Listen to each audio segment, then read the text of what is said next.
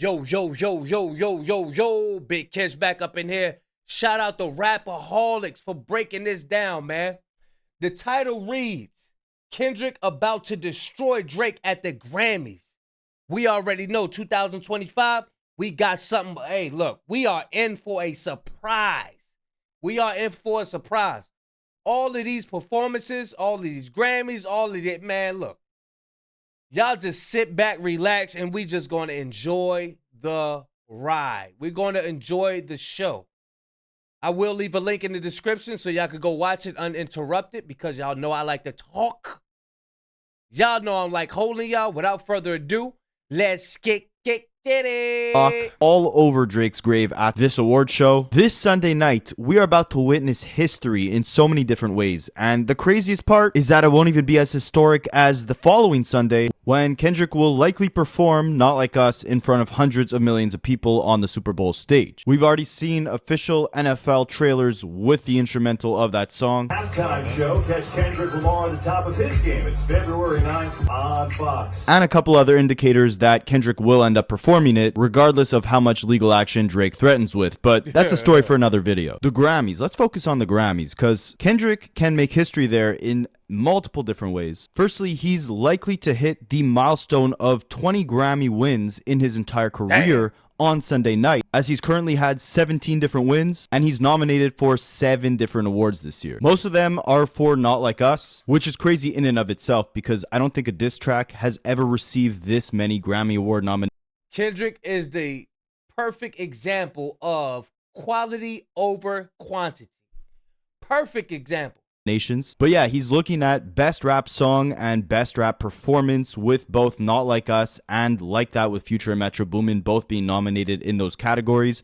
Not Like Us is nominated for Best Music Video of the Year, and then it's also nominated in 2 of the main categories for Record of the Year and Song of the Year. And I don't think a lot of you guys realize the magnitude of Kendrick winning in one of these main categories. I know the Grammys in 2025 don't have nearly the same cultural impact, importance, relevance, respect, significance, influence, any word you want to use, and rightfully so, right? Firstly, obviously with the decline of people watching cable TV, the Grammys have received a smaller audience year after year. But beyond that, I feel like people have just given up on seeking validation from the committee of voters or looking at a Grammy win as some sort of stamp of approval or benchmark to determine how high the quality of your artistry is. In this internet age, it's never been more about the fans, the community you build, etc. But it is still a statement when the biggest award show in music deems your song to be the defining record of the year, the best in its genre, the artist going up on stage to accept the award and make a speech. Everybody want to know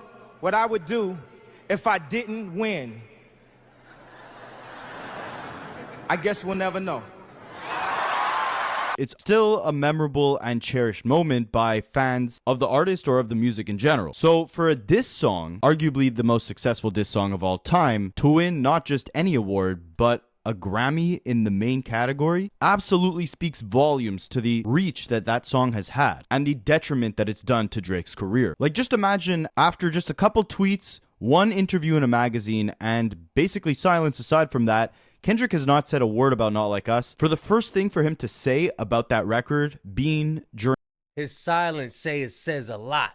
His silence says a lot. During an acceptance speech for a Grammy for that song, and making history by winning in the main category for a song where he's calling Drake a PDF. I don't think I have to explain to you the magnitude of what that speech would be like. And on a side note, as I'm editing this video, an announcement was made saying that a mystery artist is performing at the Grammys this year, and the artist will have an extra time of approximately 8 to 10 minutes more than double that of the other performers. Kendrick was never announced officially as a performer, but the Grammys are taking place in his hometown of LA. People are theorizing that this mystery guest could either be him or Beyonce, and it would make sense it's him because typically when you're heavily nominated at the Grammys, historically artists return the favor by actually giving a performance at the award show. So it would make sense that Kendrick both wins the awards and also does a performance, possibly of the song, at the Grammys. Plus, it would be a longer performance. This mystery artist has an extra 8 to 10 minutes than the average. Man, who not gonna have Kendrick Lamar performing at their event? Who's not? Like, who has the Who has the attention that he has now? Who has the ears and the eyes of the people like Kendrick Lamar has right now? Nobody. Nobody. So I mean, it would be a disservice not to have him perform at your event. Performer, meaning if it is Kendrick, we might see him do a medley of like all his different eras, different songs from each of his albums, maybe a whole GNX themed performance. Ooh. So not only will we possibly see Kendrick win song or record. Hey, could y'all imagine that? The whole GNX theme performance? The Dodger Blue, the Luther, you know what I mean? Of the year for Not Like Us. Not only will we possibly see Not Like Us performed at the Super Bowl, not only will Kendrick go up and make an acceptance speech for that song, which he's never really spoken on publicly, not only will we also see Kendrick probably perform the song multiple times during his Toronto stadium shows this summer, but there's a possibility that we may see Not Like Us actually performed at the Grammys. And what's crazy is there's a very strong chance Kendrick is going to take home those awards in the main category. We're going to get to that shortly in this video. But as for why it would be so insane for him to win in this main category, let me explain, and it's going to open your eyes as to why year after year people take the Grammys less and less seriously, because this is an absolute joke, all right? Firstly, aside from the heavy lack of hip-hop placements in the song, record, and album of the year categories, the few times over the last damn near 30 years that hip-hop songs have been nominated in these categories, they have lost every single time except for Childish Gambino with This Is America in 2019. I want to take you through just some of the examples here. All the way back in 1990, you had MC Hammer, who was nominated for Record of the Year with You Can't Touch This. He lost to Phil Collins. Then in 1996, we skipped completely over Nas, Snoop Dogg, Dr. Dre, Pac, Big, amongst others, and Coolio was nominated in 96 for Record of the Year with Gangsta's Paradise. Amazing song, R.I.P. to Coolio, but it lost to Eric Clapton. In 1999, Lauryn Hill was nominated with Doo-Wop for Record of the Year. She lost to Celine Dion. 2001, Eminem was nominated for Record of the Year with The Real Slim Shady. He lost to U2. 2002, Outkast was not. That's wild. That's wild. That is wild. I never heard the rundown like this, and I ain't really ever pay attention to that shit. Nominated for Miss Jackson for Record of the Year. They lost to Norah Jones. 2003, Outkast again with him. I don't even know who these people are that they lost to, but those people know who we like. They know. They know. And Eminem with Lose Yourself for Record and Song of the Year. They lost to Coldplay. 2004, Kanye West was nominated for Jesus Walks for Song of the Year. He lost to John Mayer. In 2008, Rihanna and Jay-Z were nominated for Umbrella. They lost to Amy Winehouse's Rehab. Rihanna again in 2011 with Eminem for Love the Way You Lie was nominated Record of the Year. They lost to Lady Antebellum. I haven't heard that name in over a decade at least. 2012, Rihanna again, All of the Lights with Kanye West. Song of the Year lost to Adele, Rolling in the Deep. 2014, the Grammy poster boy Macklemore was nominated for Song of the Year with Thrift Shop. He lost to Lord Royals. 2015, Iggy Azalea with Fancy. Thank God that song didn't win nothing. It was nominated somehow for Record of the Year. It lost to Sam Smith. 2016, Kendrick got his first nomination in this category with All Right. Song of the Year lost to Ed Sheeran. Again, Kendrick in 2018 with Humble. Lost to Bruno Mars with 24K Magic. 2019 is when Childish Gambino won. Then you had Kendrick again in 2020. I thought he lost one to Macklemore or something like that. 23 with The Heart Part 5 for Record of the Year, and that lost to Lizzo's About Damn Time. So I think with all these nominations, it's about damn time Kendrick wins an award in one of these main categories. And again, he'd be making history, not only because it'd be the first time a diss song ever won in these categories, but it would be one of the first times that a real hip-hop song ever won Song or Record of the Year at the Grammys in the last 30 years. Break it down. All these incredible songs, not one of them has ever won an award in these categories. Not Like Us has a very strong chance of breaking that curse. The strongest chance out of any song that it's nominated up against. Again, we're going to touch on that in a few seconds. But the reason I put Kendrick Lamar's album covers in the thumbnail to Pimp a Butterfly, Good Kid, Mad City, and Damn, well, at least I think I haven't done the thumbnail yet, but I'll probably put them in the thumbnail. I'm including them because they were all nominated. Those are the 3 Kendrick albums that have been nominated for Album of the Year in the main category. All of them lost. They've been snubbing Kendrick left and right at the Grammys in general, but mainly in these main categories. So for Not Like Us to break the curse of Kendrick getting snubbed in these main categories, but not just that, hip-hop in general getting snubbed in these main categories, it'd be a revolutionary change for the Grammys, and it would emphasize the revolutionary change that that song has brought onto hip-hop in general. Break it down. We're about to see it win in a main category at the Grammys and then see him perform it on the biggest stage in America a week later. A song calling the other biggest rapper in the world a PDF is about to receive the most widespread, prestigious attention and accolades that a hip-hop... Man, once that crowd get to talking, man, sheesh. Boy, I don't know when we're going to come out with it. I'm sure it's going to probably be in the morning sometime. But there's some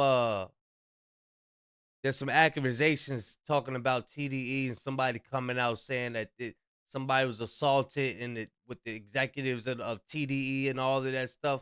Yeah, we're going to be attacking that heavy, y'all. I might mention it in every video just to attack it. But yeah, we going to get up on that too.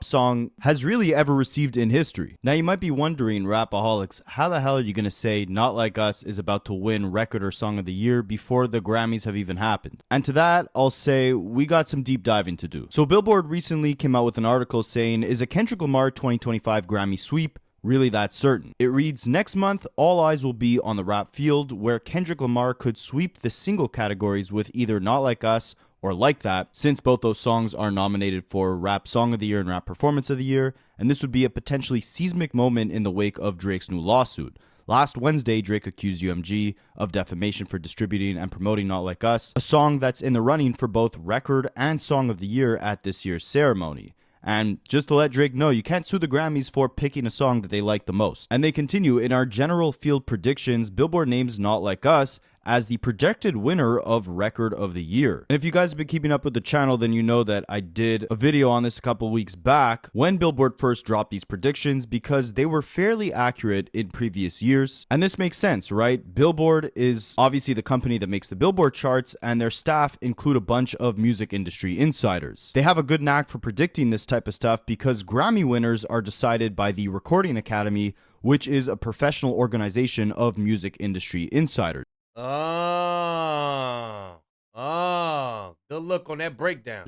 The voting members include artists, songwriters, producers, engineers, and other music professionals. The members who actually have the right to vote must have creative or technical credits on at least 6 released songs to qualify as a voter. Each voter is allowed to vote in the general categories, so album, song, and record of the year, and then they're allowed to vote in up to 10 of the genre categories, so hip-hop, R&B, etc. It's not confirmed whether or not staff at Billboard are any of these independent voters, but they're definitely music industry insiders, and they said Kendrick's Not Like Us is a superb sounding single. Even if you don't know a thing about the bitter Kendrick and Drake feud that sparked it, it would be only the second hip-hop single to win in this category following Childish Gambino's This Is America. Kendrick's hit doesn't have the same socio-political significance that Gambino's hit had, but it may be even catchier and more broadly appealing. Also, there are 6 female solo artists in this category, most of them with a pop bent. They may split some votes, which would work towards Kendrick Lamar's advantage. What they're saying here basically is that because most of the other nominees in the Record and Song of the Year categories are all pop songs, so the votes will likely be evenly distributed amongst each of those different records. It's not like you had one massive hit that's an outlier that, let's say, was an R&B song, and then you had a bunch of R&B